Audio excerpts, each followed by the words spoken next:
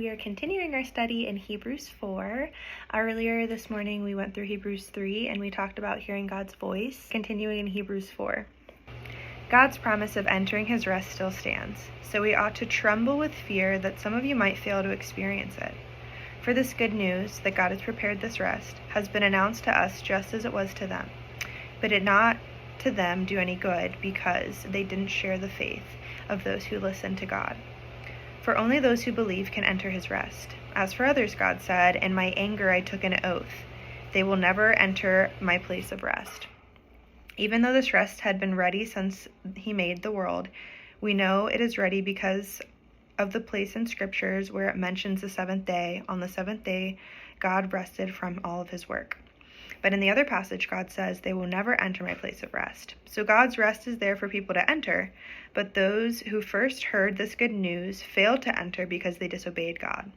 So God set another time for entering his rest, and that time is today. God announced this through David much later in the words already quoted, today, when you hear his voice, don't harden your hearts. Now, if Joshua had succeeded in giving them this rest, God would have spoken about another day of rest still to come. So there is a special rest, still waiting for the people of God.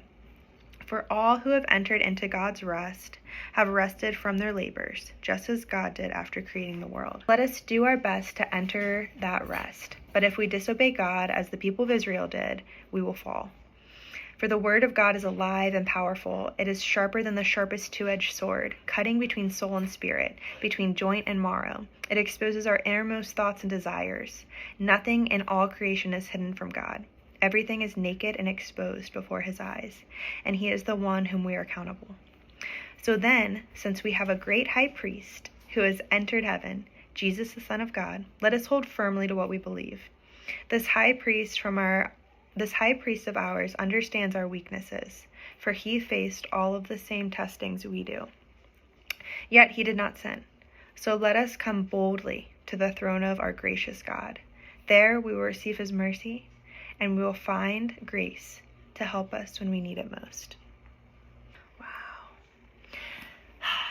Man, there's a video that somebody dear to me shared, what it's like to hear and follow God's voice, and that Jesus really experienced all of the same testing and trials that we go through. You know, I think we kind of cling to the take heart, Jesus already overcame the world kind of deal, and we're like, oh wow, maybe it was easier for Jesus. But it talks about in the garden, he lamented, he felt this pain, he wanted God to take it away from him. Job, I feel like a lot of people remember him as, oh well, Job kept the faith, right?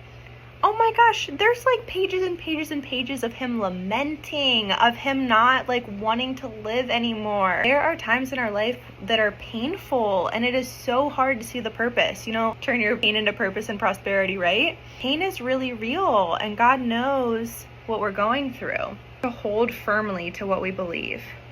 To remember that Jesus understands our weakness, that he faced all of the same testings that we do, and just having that boldness to come to the throne of God and to receive his mercy. So we'll find grace and help when we need it most. Sometimes, we hide from God. In Genesis, it talks about how Adam and Eve, after they ate of the fruit, they realized their nakedness and they hid from God. And how many times do we feel like it says in here, everything is naked and exposed before our eyes?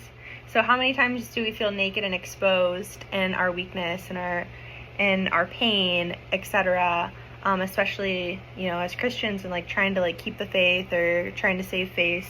Just lay our weaknesses, lay our burdens, lay our pain, lay our sorrow, lay our disappointments at the foot of Jesus, to allow ourselves to receive that grace, especially in the times that we need it most. I think it allows us to have empathy too, because sometimes we need to receive that, sometimes we need to extend that. Let me know what you guys think. I wish that this was interactive. Still working on that, but as soon as we do, I'm really excited to fellowship and go in depth into the study with you guys. So, yay!